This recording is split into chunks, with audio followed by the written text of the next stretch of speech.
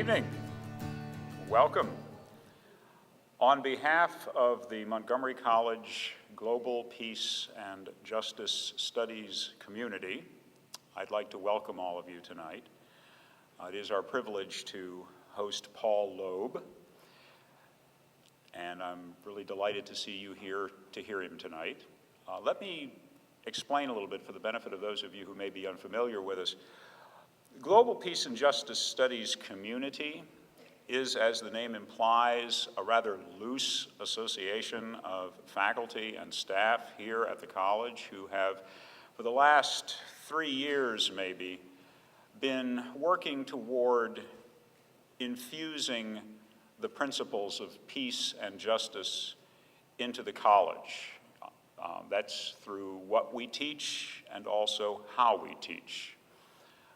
We have been successful enough, I suppose, that in the last couple of years we've been able to pull together these observations of an International Day of Peace. This week, actually extended to a week almost. So I guess we're on a roll.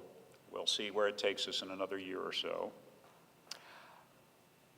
As you can imagine, there are a lot of people who are responsible for the success of an event such as this, and a few of them are in the audience tonight, and I'd like to acknowledge them.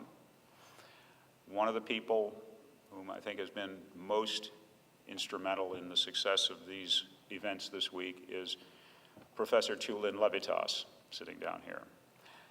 It is through her tireless efforts, as well as through her generosity through the Make It Happen grant, that we've been able to sponsor some of the people that we're sponsoring this week.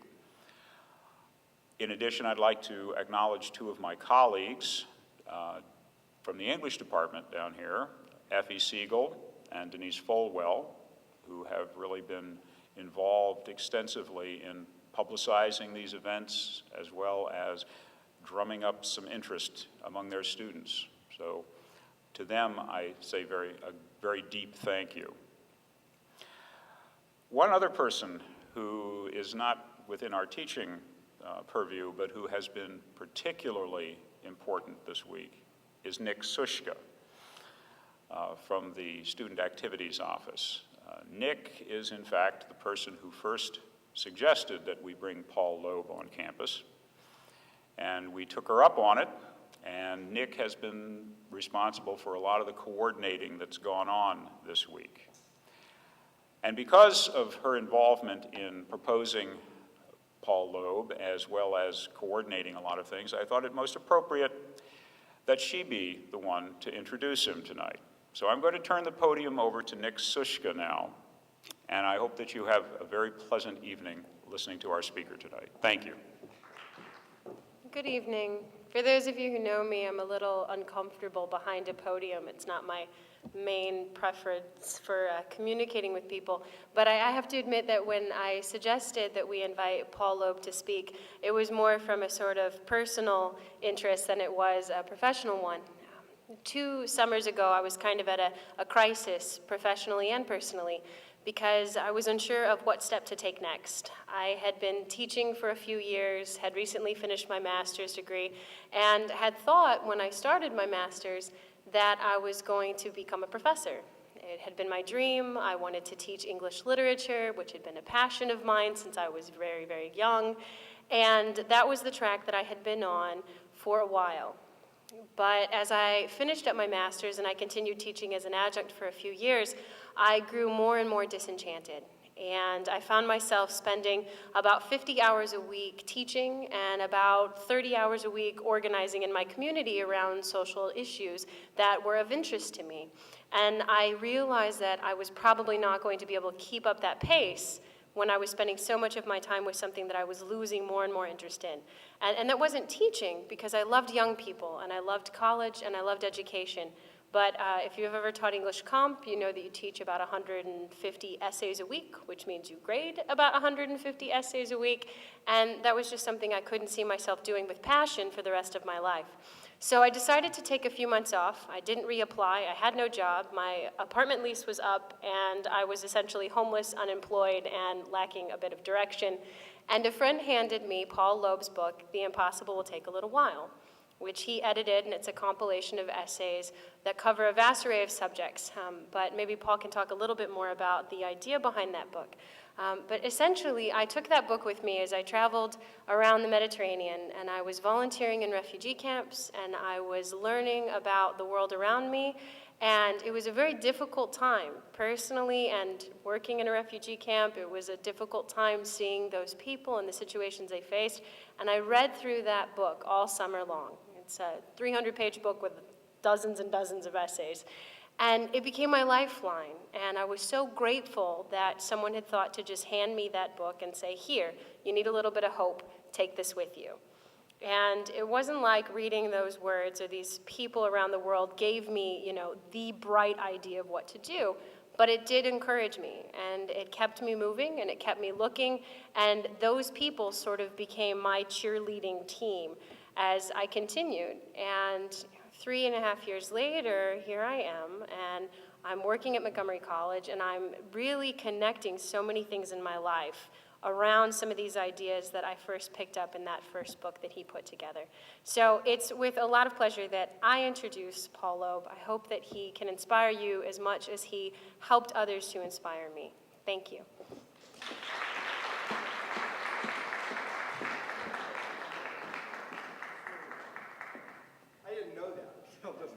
So that makes me feel great. Well, what I'll try and do is to convey a little bit of that same kind of inspiration to you folks that I just, was able to somehow supply through the words that I compiled for Nick. And that's really what I want to try and do, is to basically expand people's horizons of the possible. And very often when we're looking at the world, and the world looks pretty doleful, or worse, we end up deciding that there's not much we can do about it. I mean, it's not that there's a scarcity of issues. People displaced, refugees, our economy here in the US, very, very uncertain, being strip mined for 30 years in some ways, and particularly in the last 8. The global climate change crisis that we've never really faced anything quite equivalent like it, where we actually threaten the fundamental habitability of the planet. Healthcare for, 46 million people without health insurance. You can go on, and it's a long, long list. And it's very easy for that list to depress us, to beat us down, to make us feel like there's just nothing that we can do. But I would argue that if you look at history, that time and time again, people do in fact find ways to act in all sorts of circumstances. And that as many of us are educators and others are students, we can also find ways to inspire other people. So let me talk a little bit about some of the barriers to involvement. A few of them we find them familiar from the workshop earlier today. And about some stories of how people do get past them to be able to keep on and to be able to take a stand. One of the first things that always strikes me when I look at people where they get stuck is something I call the perfect standard. And it just reoccurs. I've been writing about it for a dozen years. It reoccurs and reoccurs and reoccurs again. And it's a sense that people express of not being adequate to the task of taking on larger issues, not knowing enough, not being certain enough, not being confident enough, not being eloquent enough, not being charismatic enough. And at first when people expressed it, and they usually frame it as, if I knew more, I would get involved, but I don't. I thought, all right, fair enough. You'll get involved if you learn some more, and you'll probably will learn some more, and then you'll get involved. But it didn't seem to work that way. Because what happened was people would learn a little bit more about an issue. They would read a book or 2 or 3 or 4 or hear a professor lecture or guest lecture. And they actually would end up knowing quite a lot. Or they would know a lot from their own experience of what it means to be without health care, what it means to be struggling to work your way through school. All of those kinds of things. There's plenty of knowledge around, gut knowledge, experiential knowledge, but they would mistrust it. And they would feel like it wasn't enough to to meet the standard, that somehow they would have to be so eloquent as to debate, I don't know, Bill O'Reilly on a network news or something like that, that they would have to be just this impossibly perfect, eloquent activist. Or they'd apply it to others. They would say, well, you're working on global climate change, but you have a car. Obviously, I don't have to listen to you because you're being hypocritical. And no matter what it was, somehow people would end up saying that they just didn't feel like they had the standing to act. And so the first step, I think, for ourselves, or if we are involved, as most of us are, for trying to convince others, those we teach, those we're trying to enlist, is to recognize that there is no perfect standard. That the people who get involved, they really do learn step by step, and one step at a time. It doesn't come out of nowhere. I use the example of Gandhi, actually. Arun Gandhi, his grandson, was speaking. Wonderful speaker if you have the chance to hear him. And he described how Gandhi's family basically mortgaged everything to send him to law school. Their land, their jewelry, their clothing, anything of value they borrowed on. And he got through law school fine, and then he started working as a lawyer. And what would happen is he would get up in court, and he would be so shy and so intimidated that he would stammer and not be able to get a word out edgewise. I mean, just a single sentence. And of course, as one might guess, he lost all of his cases.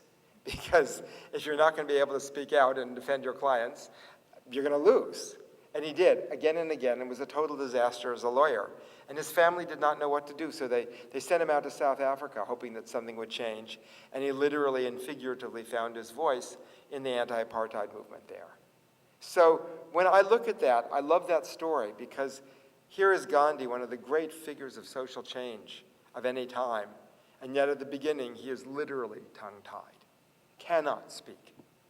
And I think, the shyest student who says, well, if I were as confident as you or knew as much as you, they're still not as shy as Gandhi was. So that's a good model for us, I think. I look a lot at the models we get from history and how we do and don't do justice to them. I often talk about the Rosa Parks story. And it came to me, I was on a CNN show in Atlanta, and sitting in a studio, and Parks was coming in from Detroit, where she lived at that point. And they introduced her, and they said, one day Rosa Parks refused to move to the back of the bus. That started the civil rights movement. I got really upset because if you know the story, it didn't start the civil rights movement. She was at that point part of a pre-existent movement that she herself had been involved in for a dozen years. So I started thinking about, she was the secretary of the NAACP, and they didn't have the network news cameras didn't zoom in saying, Rosa Parks is taking minutes at a meeting, she's making history, folks, or Rosa Parks is making phone calls to get people to an event, she's making history. It didn't work that way. We're just, one of the many, many anonymous people who are working, building the base for a movement that later on would take off. And I started thinking about the CNN version of history, the conventional version. Better than, God help us, the Fox version. Not even on the same planet, I'm afraid. I remember I was on a Bill O'Reilly show, and we were talking about, arguing about health care. And he said, oh, it's no problem. People can simply go to the emergency room. And I said, I don't think so. I think it's a little bit more complicated than that. So I asked a friend of mine who is a doctor, and I said, George, what actually does happen, if you come in without insurance to the emergency room? He said, well, if you have a heart attack, they will do their best at a huge cost to save your life. And if they save your life, you'll be in debt the rest of your life, and the stress will probably give you another heart attack down the line.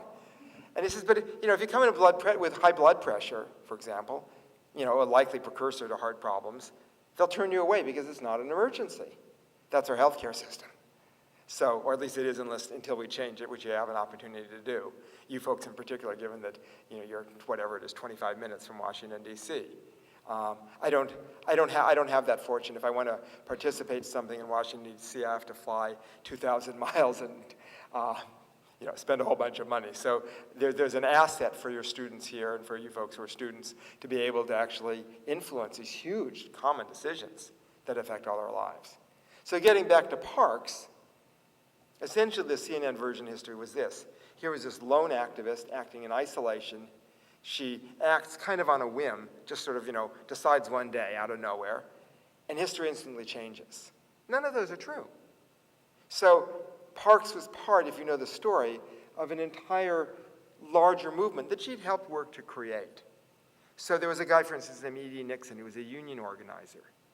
And he was part of the Brotherhood of Sleeping Car Porters, founded by they took people's suitcases on the trains, African-American union, founded by the legendary labor organizer A. Philip Randolph, who first came up with the idea of a march on Washington to successfully pressure Roosevelt to integrate the armed services. I mean, Roosevelt started the job and Truman finished it.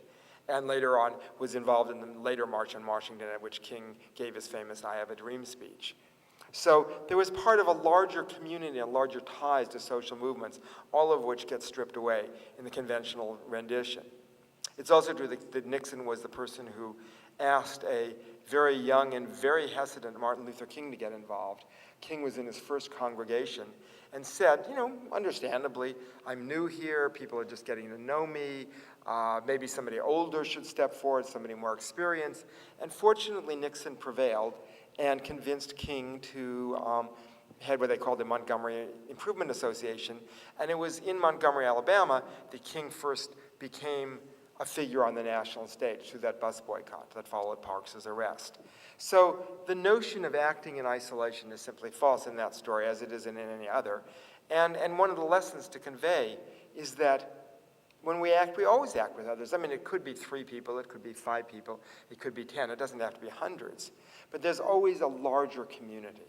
That's important. Second lesson is what I call intentionality.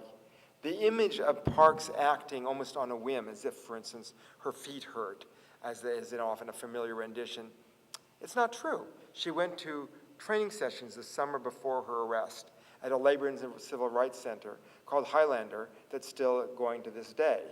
And she met with an older generation of civil rights activists. There was a woman named Septima Clark, who was very influential, a teacher who'd been fired from her job for organizing in South Carolina and then became a mentor to Parks and King and many others of the time.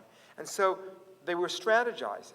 And one of the things that struck me is that when we act, well, there's sort of 2 attributes. One is a leap of faith.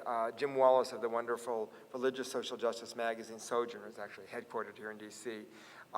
He says, hope is believing in spite of the evidence and then watching the evidence change.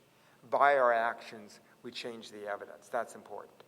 The second aspect is what I call intentionality, which is just the very, very practical aspect that says, all right, what are we trying to accomplish? Who are we trying to enlist? How will we engage them? How do we tell our story? Who are the obstacles? How do we change their mind? How do we gather enough power to challenge powerful institutions? All those very, very practical questions. And that's what they were doing. They're just kind of trying to figure that out. They were drawing, there was another boycott in Baton Rouge, where I just was years before, one in Mobile, Alabama, just trying to draw from the available legacy of social change to figure out what to do in their particular situation. Third aspect that's stripped away is perseverance, keeping on. Because imagine if Parks had given up in year 3 or 5 or 7 or 10, we would never have heard of her. So it takes that kind of persistence. And those are all things that we need to remember ourselves, learn ourselves, and then teach to others, but they're generally not taught. I mean, when I repeated the story this morning, about 70 students, 75 students, over Germantown, there was a couple faculty who knew it, and a couple students, mostly older, and that was sort of it. And that was fairly typical. I mean, the same thing at Frostburg a couple days before, and at Louisiana State last week, and on and on and on. I mean, it doesn't really change. Most people don't know the story, which is kind of puzzling to me because it's not hard to tell. There's a book aimed at 3rd graders, at 8-year-olds, that tells the story perfectly well. They could teach it, but they just choose not to. So when I look at that, I think, what do we know about our social movements? I asked a student from West Virginia, a smart student, and he said, well, to be honest, not very much. I said, well, what do you know about the abolitionist movement, the women's suffrage movement, the populist movements, the union movements, any of these. He said, learned a few facts, a few figures, a few dates. We learned that Lincoln freed the slaves, and women got the vote, and some unions were organized, and Martin Luther King said, I have a dream, and people cheered, and a Civil Rights Act was passed. And he said, I don't really know how any of that happened. I just know that it happened. And if I knew how it happened, it would be so much more easy to act, just far easier. But because I don't know the stories, they're not available to inspire me. One of the things that we were talking about earlier on is that there's a sort of, I guess I call it a global stream of people working for social justice. And the stories from one time to another really are transferable. So they can, somebody in India, Gandhi can inspire King and people working with him. King and people like that Parks and others can inspire people in Eastern Europe, challenging the dictatorships there. I mean, it really does leap continents. So it's a kind of common sense of tradition of fighting for justice. I'll talk about that a little bit more later. Now, one of the things that's important is to recognize that people don't always begin. I mean, we think of people leaping into engagement out of nowhere, but for most people, it really is an incremental process. I think of a woman that I write about in my Soul of a Citizen book named Virginia Ramirez from San Antonio, who started out with an 8th grade education, dropped out of school, got married and pregnant, raised her kids, husband drove a taxi, barely survived. And she wasn't very involved in her community until an old woman died of the cold in her neighborhood. Her house was so run down that the wind just whipped through it every night, and finally the paramedics brought her away dead of pneumonia. And Virginia went to a meeting of a group called COPS, which is a network founded by the legendary community organizer Saul Alinsky. The group that Obama worked with in Chicago was part of that same, not of the IAF, but kind of a sister organization called Gamaliel, or Gamaliel, I guess. And basically went to this meeting and said, well, what are you going to do about it? And Virginia didn't know what to do, so she left. And then a few days later, there's a knock on her door, a volunteer from the organization asking her just why she was so angry, just listening to her, really.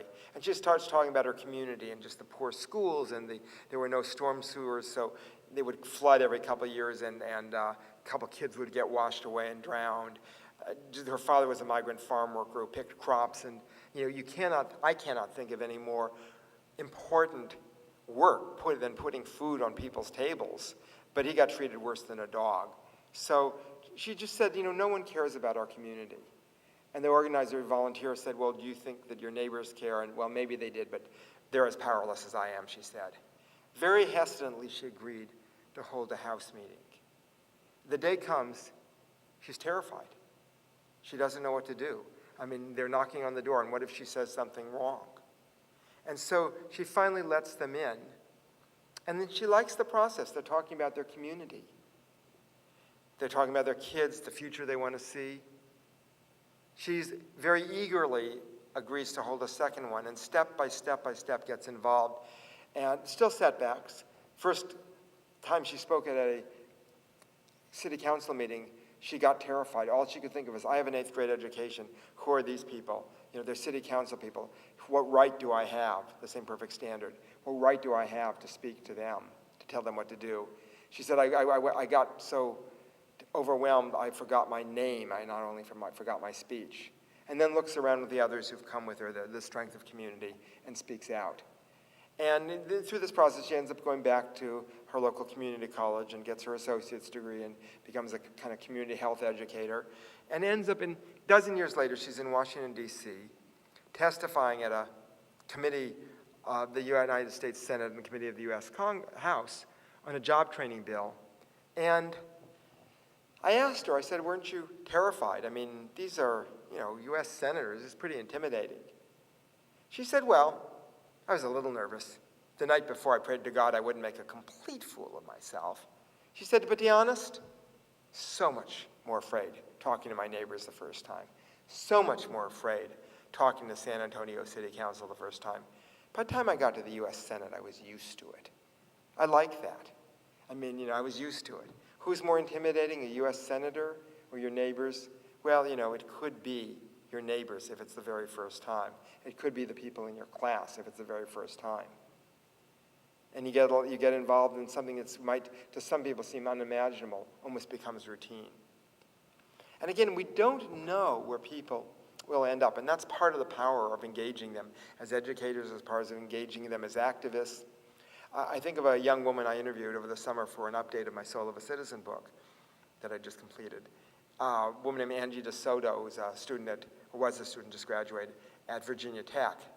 And she started out, I guess, as far from an activist as you could be. The phrase she used was drunken party girl. The example that she conveyed that I think did underscore it was I asked her about the 2004 election when she was a freshman and just was curious because she would end up getting very involved, who she voted for, and what she thought about it. And she said, well, I didn't think it really affected my life. And so I didn't vote, and she kind of said this with some shame and hesitancy. She said, what we did is we played a drinking game instead. And so with the girls on her hall, when a red state flipped, they divided into two random teams. Nobody really cared which.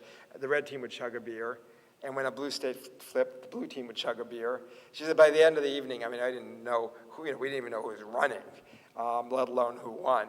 And woke up with a hangover. Some of us, I think, maybe have had a different hangover afterwards, which lasted a few years. But I look at that, and that was where she started. It wasn't where she ended.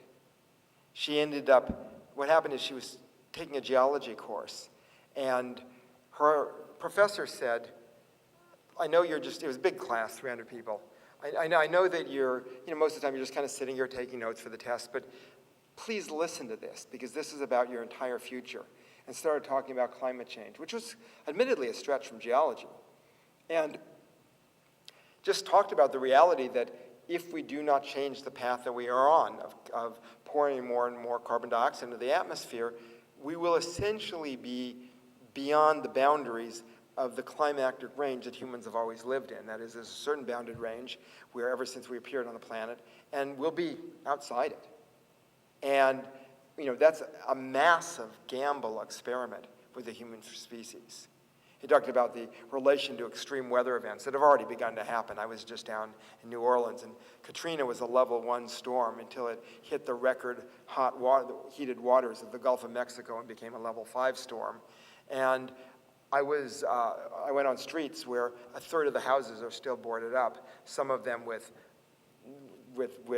rescue worker X's saying, one found dead.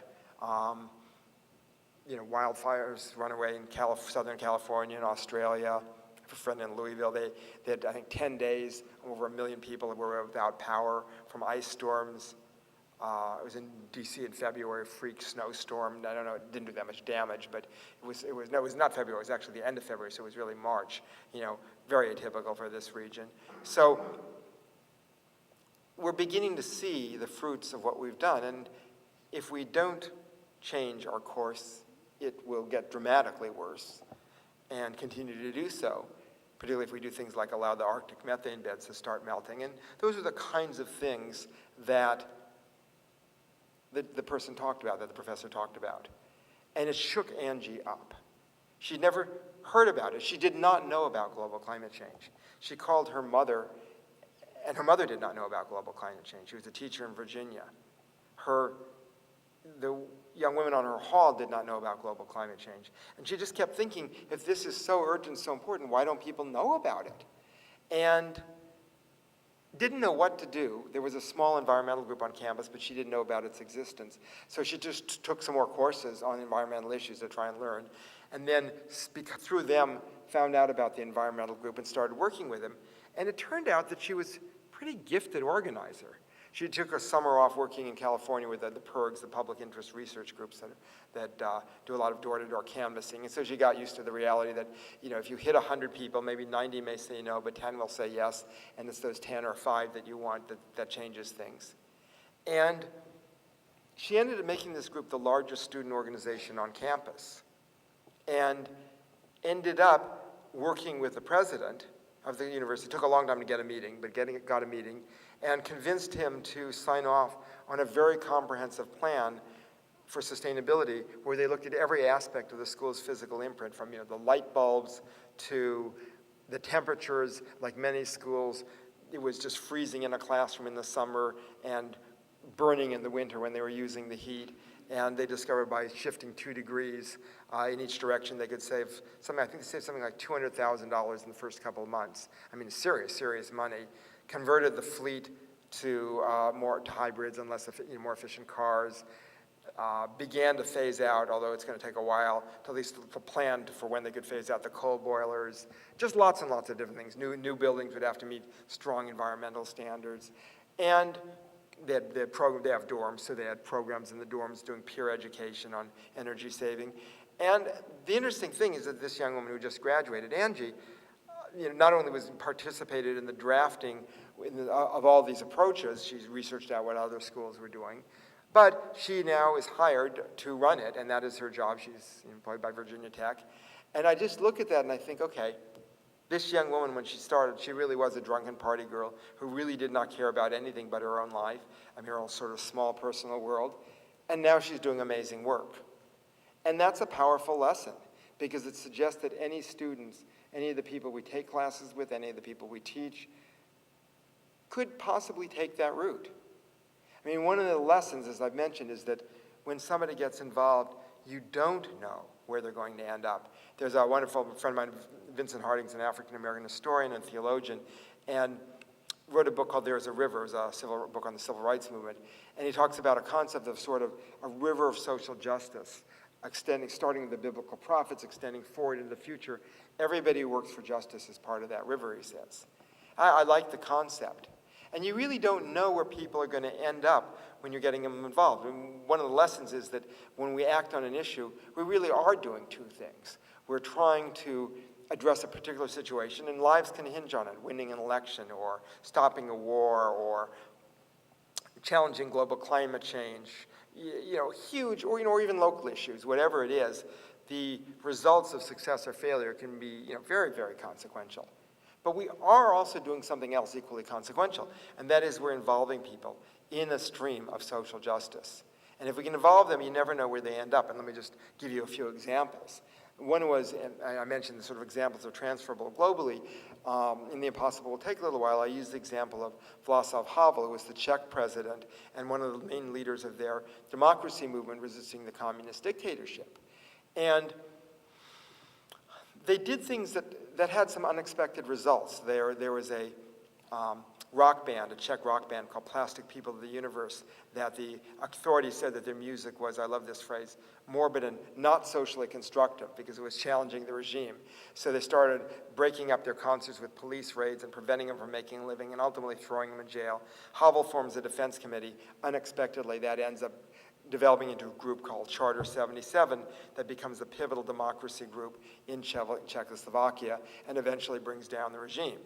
So that's an example of what Nelson Mandela calls the multiplication of courage, how one example of courage can inspire another, Another moment, a little bit later, they were circulating a petition to free some political prisoners. And Havel himself was in and out of jail once for 4 years. And people were mocking them. I guess that was the best way to describe it. And they were saying things like, this is not going to do any good. You're just trying to get attention. If you want to quietly help behind the scenes and give some food to the families, maybe that could make a difference.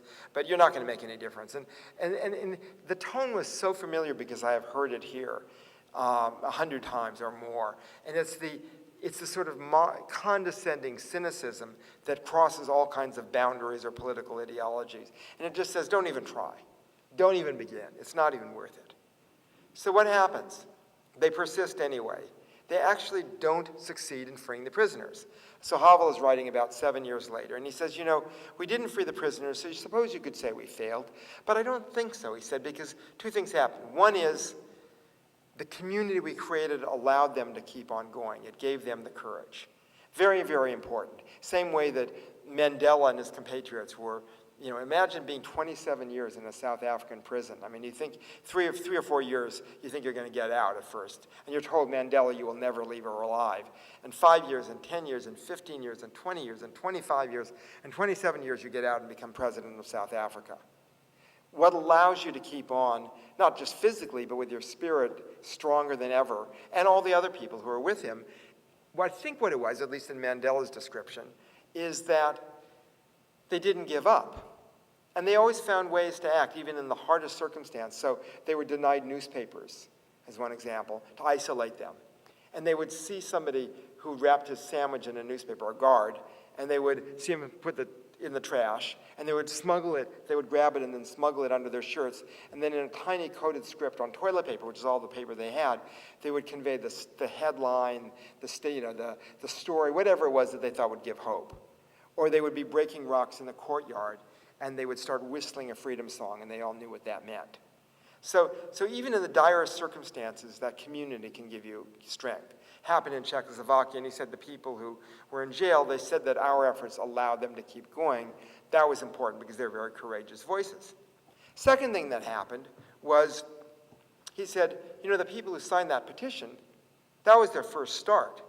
That was their first political stand. It wasn't their last. They went on to play dissident music, put on dissident plays, teach and speak out in the classroom, preach in the pulpits, and challenge the regime in every possible way. And he said that there are so many people now, they cannot throw us all in jail. And he had absolute faith that they would prevail and overthrow the dictatorship. And 3 years later, without a shot being fired, they did. So you look at that and you realize that, again, when you bring people into involvement, you don't know where they're going to end up. Same thing with Rosa Parks. I mean, think about Rosa Parks and how she got involved. We know that her husband, Raymond Parks, who was a barber in Montgomery, Alabama, got involved in the NAACP and helped co-found the local chapter. We know that. What we don't know is who inspired Raymond Parks. Not in any book that I've read.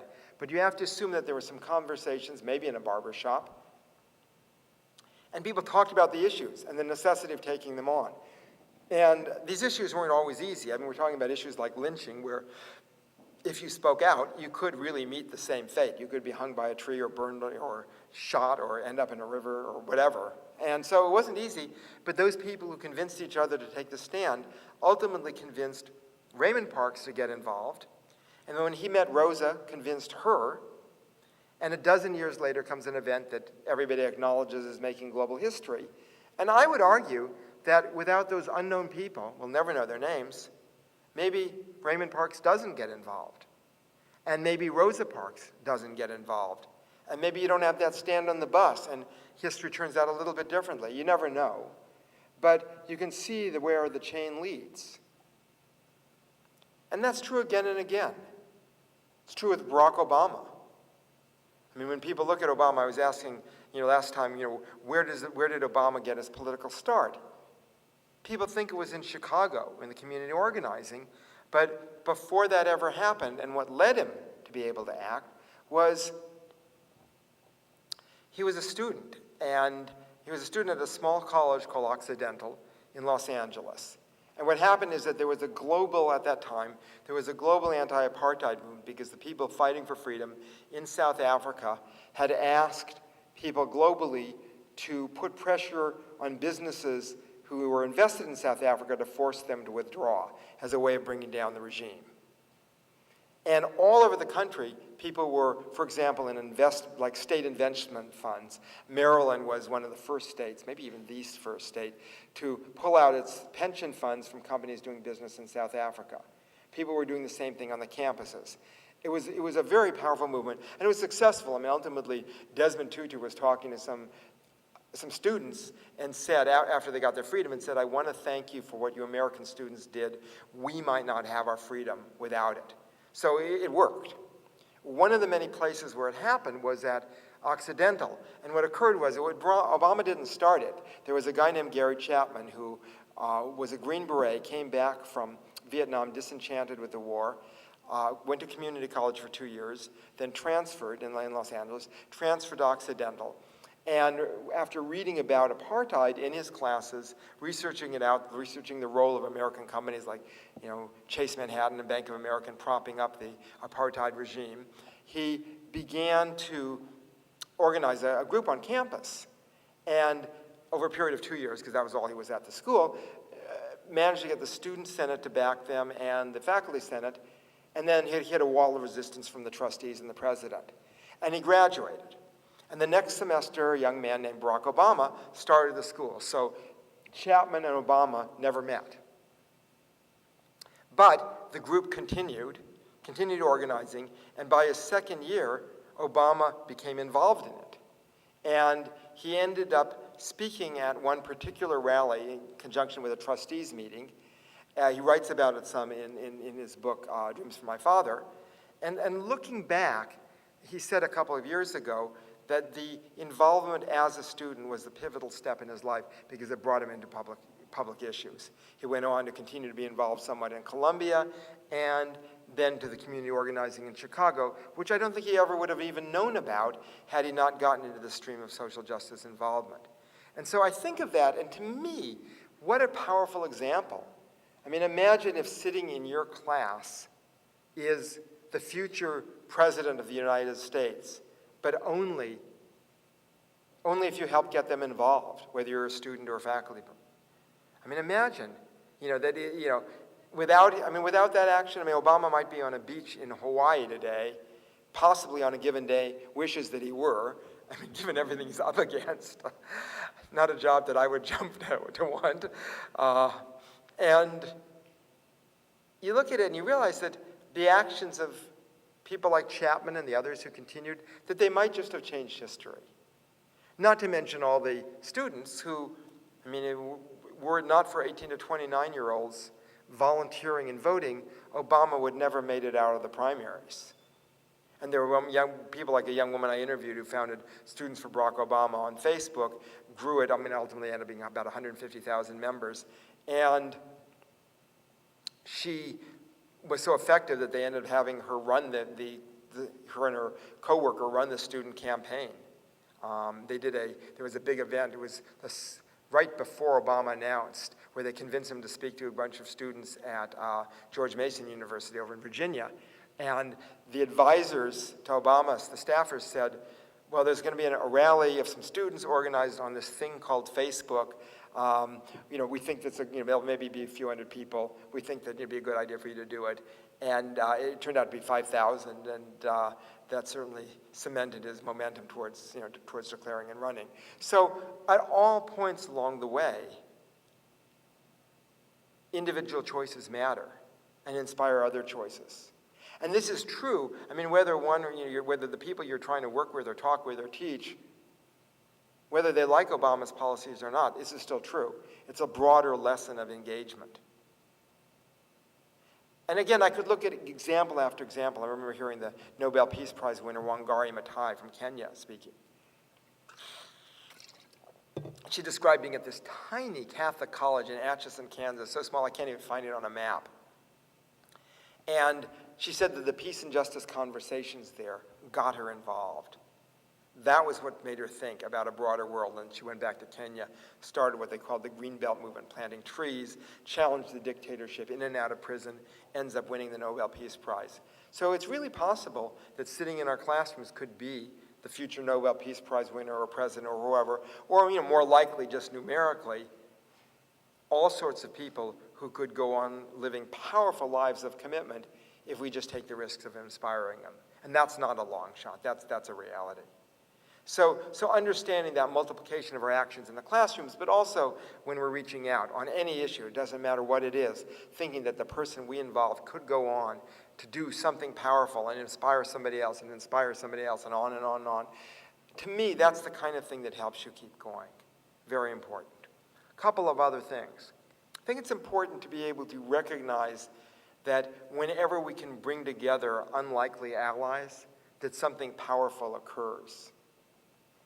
And one of the people I write about in this updated version of Soul is a man named Rich Cizik, who was until recently the vice president of the National Association for Evangelicals. He was their main lobbyist, and very, very conservative group, and considered himself a born-again Christian.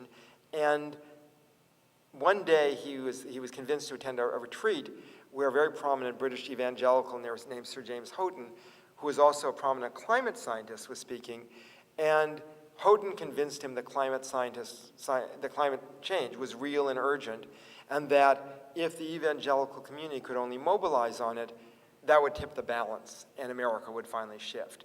And so he's been doing things like taking key evangelical leaders like Rick Warren, who give the inauguration speech, to the Arctic with Harvard climate scientists to look, because of the basically you can witness it much faster and more starkly at the Arctic.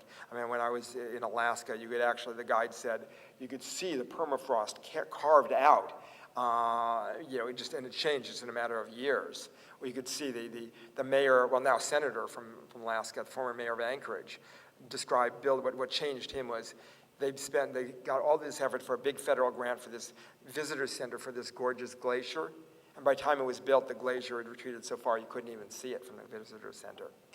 So he's been doing things like that, had a tremendous influence. And when I think about it, is it doesn't mean we agree on every issue. I mean, issues like abortion choice, we really are on different sides of the fence.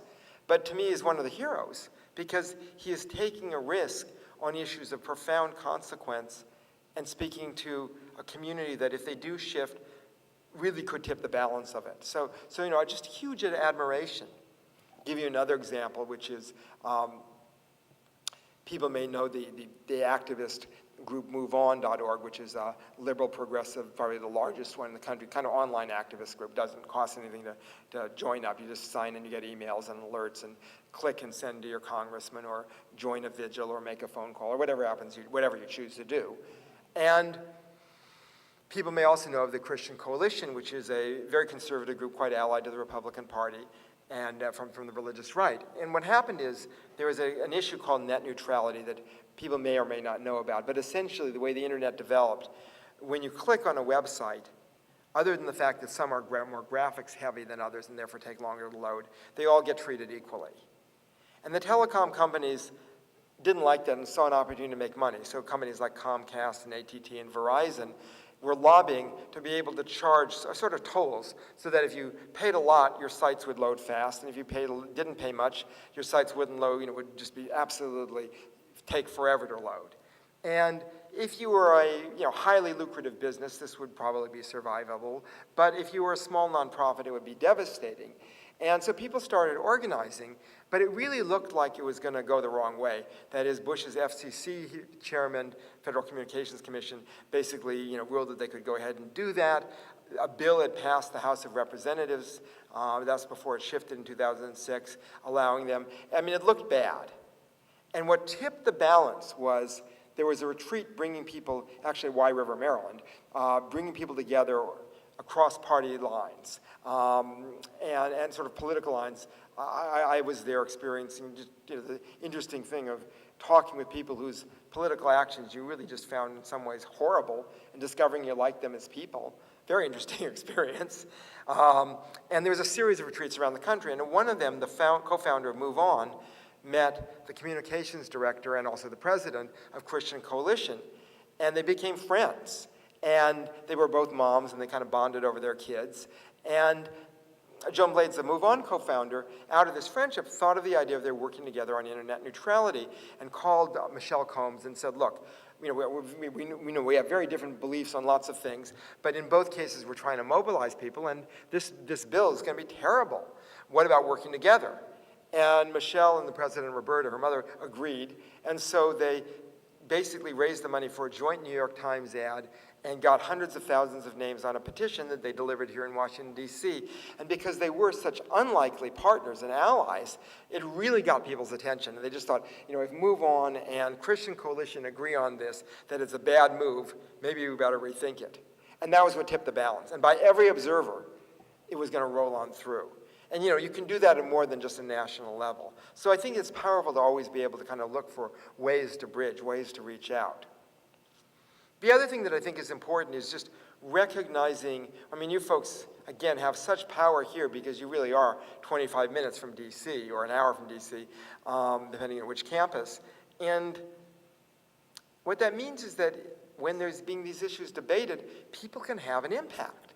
And a powerful one. And I think there's been a temptation, I've seen this since Obama's election.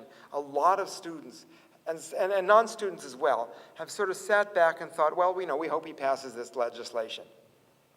And then maybe gotten frustrated when he didn't, or when he hasn't spoken out as strongly, or pushed as hard on our favorite issues, or whatever it happens to be. And what I realize is that fundamentally, if Obama is to act, he's going to have to be pushed by a grassroots movement. So I think of the example, the comparable example of Lyndon Johnson and John F. Kennedy and the Civil Rights Movement. And if you know the story, initially they were personally supportive, but politically very, very arm's length. And much of their energy was devoted to trying to put the brakes on the movement. And in fact, there was a very famous 1964 convention in Atlantic City, New Jersey, where there was an integrated delegation called the Mississippi Freedom Democratic Party, and Johnson just did not want them seated with full status and leaned on Martin Luther King to block it, and leaned on the United Auto Workers, which were a main backer of the civil rights movement, and really put the pressure on. And what happened is that movement persisted and effectively changed the climate of this country and put the issue on the agenda so much that Johnson decided to embrace it, which was what he wanted to do anyway in terms of his own personal values. He just felt there would be political costs of backlash and shattered coalitions, both of which turned out to be true. And then after the March on Washington said, yeah, we shall overcome, used all of his political leverage to pass the Civil Rights Bill and the Voting Rights Bill. And I look at that and I think, this is interesting, because these people really did shift the horizon of the possible. I mean, right now, we say, we can't have, a public auction in healthcare. Well, why not? I mean, my God, every country in the world that has any affluence at all has healthcare for everybody, and we don't. I mean, even Costa Rica has healthcare. They're a poor country, and their longevity is now equal to ours. So, it's only those enormously wealthy interests. I mean, I think look at something like HCA Columbia was this huge for-profit HMO, and at one point paid the largest fine in American history for defrauding the government on Medicare, Medicaid, and the TRICARE program that serves the armed forces. And the former CEO, Rick Scott, is now part of a PAC spending millions of dollars to try and block health care reform. So you look at that and you think, okay, let's be honest. Let's name those names. Let's talk about it, and let's get our students and everybody else involved, because, my God, you've got leverage. You're nearby. You actually can go down and really press the senators to take a stand. Healthcare, climate change, imaginative choices to get us out of the economic slump, whatever it happens to be. Student financial aid, where they actually did pass some great legislation early in Obama's term, and now have some other legislation to broaden it further that just passed the House fairly recently. So I look at all of that, and I just think, the power of ordinary citizens to act is huge, but we have to recognize our responsibility to lead and not rely on any elected leader, however good they are or however not good they are. And one way of a metaphor that I liked was a woman named Melissa Harris Lacefield, who's an African-American studies professor at Princeton. This is in January, I was at a conference, and she showed a photograph of Martin Luther King shaking hands with Lyndon Johnson and smiling after the Civil Rights Act is passed. And she said she's been asking people which one is Obama. And everybody says, oh, well, he's obviously Martin Luther King. And she said, no, he's Lyndon Johnson. He's the president of the United States. Somebody else has to be Martin Luther King, or a group of us. We have to be Martin Luther King. And I love the way that, I love that image. It's a very, very powerful image, because it really does just say that it's our common, no matter who is president, it's our common voices that have to change things. So how do we keep on doing that? That's the other challenge. How do you keep on, as long as it needs to make change, which in some issues will be our lifetimes? Let me give you two more examples. One is, there's a woman named Hazel Wolf who she was my model for how to keep on, because she started at 11 years old and she ended up active till she died at 102 years old a couple of years ago. And her first, I guess you could call it her first activism, she wanted to play basketball, and she's very athletic, and the principal, this is like 1908 or 1907, and said, you know, everybody knows girls can't play basketball. And she said, well, I think we can, and if you give us the equipment, I think we'll show you. And he just said, all right, go raise a team, and I'll give you the equipment, and don't bother me. So she got a little bit of courage. And she ended up becoming a union organizer, organizing unions all throughout the Pacific Northwest, believing in that sort of dignity of the workplace. Now, an interesting spin-off, unexpected, that happened is Washington State passed one of the first public retirement systems in the country, and it became a model for Social Security. And Hazel never made much money. She was a secretary to an underpaid civil rights and labor lawyer. So when she retired at 65, she lived off Social Security. So something that she did in her early 20s came back to benefit her when she was 65, 75, 85, 95, 101 years old. And I just think what a neat circle, because, you know, imagine doing something now and then years later, I mean, benefiting millions of people, but benefiting yourself as well. I suppose that would be true with climate change, certainly, because, you know, you look 50 years in the future, and if we don't change our path, you know, the results would be horrendous. So I look at all of that, and I just think, you know, what a model. And she became later involved in environmental causes with the Audubon Society. She built some of the first labor environmental coalitions in the country. And they're now fairly routine.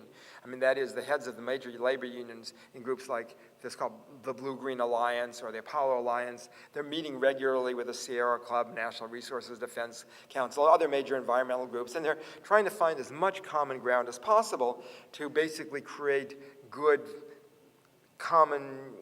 jobs with a family wage and dignity of the workplace, and also protect the planet, and also rebuild America's economy. But when Hazel did that, that was very new. So she really did break ground. And I would always ask her, because she was my model on how to keep going, well, how do you do it? She had a great sense of humor. That helps. She was down in Central America during the Central America Wars of the 80s, when our country, alas, was backing a fairly just horrible succession of dictatorships and death squads. And a congressman came up to her in this kind of condescending tone you use when people aren't very bright, and said, oh, I hear you're a bird watcher, because she was with the Audubon Society. And she says, oh, yes, there's lots of birds in Washington, D.C. that need watching these days. He didn't say very much after that. So she wasn't intimidated by anybody. The other thing was, she knew how to set boundaries. And she would say, you know, she gets phone calls and, you know, somebody asks her to do this and that and the other thing. She would say, look, you know, I'm doing 4 or 5 things now. If I do another 3 or 4, I won't be able to do any of them right. So, you know, I wish you well, but I've got to say no. She knew how to say no. She said, you can't do everything, but you can do what you can, and then you can do some more, and you can do that your entire life. And she did, and took on huge issues in the process. She knew how to draw strength from the natural world. She said, you know, go hiking, you go kayaking, and then she got the mischievous smile. She said, then you come back ready to take on Exxon. And institutions equally powerful, which she did. And I remember her 100th birthday party. You've got to imagine 600 people packing a hall, 300 or 400 more just turned away at the door. It's too full. Everybody's been influenced by her. So somebody says, I was in 7th grade. She spoke, and I've been an environmental activist for 15 years. Somebody else said, I retired at 65, and she called me up a few weeks later and said, youngster, you're just getting started. I've got a committee for you to be on. A man who was the head of the federations of all the Native American tribes in the country, was describing he was the very first person in his tribe to go to college, and most hadn't gone to high school. He was at the University of Washington, and he didn't have any role models in his family. He didn't have any money. There were some ugly racial incidents. At the time, there really weren't any support systems there. And he said that every week, practically, he thought about dropping out, except that Hazel would knock on the door of his little basement apartment and say, look, you are not just doing this for yourself, you are doing this for your community, you have to keep on. And he did, and he said, I wouldn't be where I am without her. So you look at that, and you think about, you know, like, what are our lives for? I mean, I remember after 9/11, somebody wrote a letter to my local paper that said, be a patriot, go down to the mall and buy a sofa. And I thought, you know, what a weird notion of patriotism. I always thought patriotism was asking the hard questions, but I guess it's being a couch potato consumer. And I have nothing against sofas. I have one, but still. So that's one definition. Hazel had a different one, obviously. So I look at that, and that's one model for keeping on. The other, and I'll close here, is Desmond Tutu, the Archbishop from South Africa, Nobel Peace Prize winner. And I just was thinking once about everything that Tutu has lived through. I mean, imagine being a black man in apartheid South Africa, the daily humiliations that you face. I mean, at some point being a parent, having to tell your kids, you can't go to this beach, this school, this park, this city. What does that do to you? It tears you apart. Later on, seeing friends imprisoned for decades, sometimes murdered, sometimes tortured. When South Africa finally gets its freedom, Tutu chairs what they call the Truth and Reconciliation Commission. And the idea was that there were so many people who committed crimes in the name of apartheid, what do? You can't just throw them all in jail, but you don't want to bury it either. So the deal was if you told the full story of everything you did, including who participated and how and all of that, you would get amnestied, you would get forgiven. But if you lied or held back, you would be prosecuted. And they went on for months in every language in South Africa, broadcast on every major network. And Tutu was the emotional and spiritual hub of all of it. And they were wrenching, horrendous stories. So that would take a lot out of him as well. And I would think that after all that, he just would have said, I've done enough for a lifetime, I'm just going to retire and enjoy things. But that's not who he is. So every imaginable issue, I remember he was working in Rwanda to bring healing to that scarred land. I was in New Orleans this last weekend, and there was an exhibit at the museum where one of the pictures, the photographs, was of I think it was a church where kids have taken sanctuary, and you saw the bloody footprints and hands as they were, hacked apart with machetes. I mean, it's horrible. And so how do you get people to live together after they've done that to each other? Very, very difficult. Or he was in Haiti after they stole an election, and he was an election observer. People were rioting in the streets, and they brought helicopters to fly them out. Because the observers were at risk of their lives. And he refused to go in that initial wave and basically said that his role was there with the people and convinced people to try and protest still, but more peacefully. Eventually they got the government that they'd voted in. He spoke out passionately against the Iraq War, continued to do so after it started. Recently on climate change said there's 3 billion reasons to act on climate change. The 3 billion poorest people in the world, they have done nothing to create it, but they will be subject to the greatest harm because they have the least resources to deal with it, and they're in some of the most vulnerable areas.